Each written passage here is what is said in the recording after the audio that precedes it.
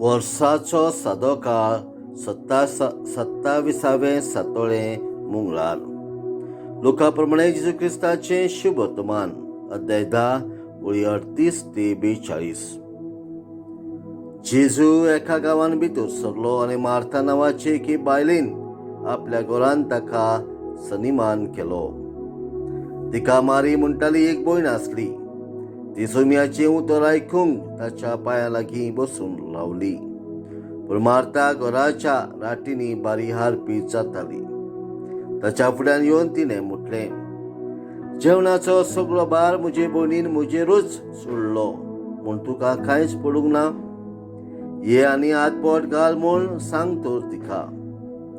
आनी परतीपाळून दोनयान म्हटलें, Martha Martha, कितल्या वस्तूची म्हण धास्ती तुका, पूण थोड्योच वस्तू व एकूच गरजेची.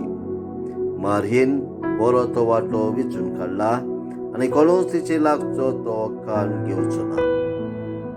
जेजू क्रिस्ताचें शुभ वर्तमान. वाखाणली तुका क्रिस्ता.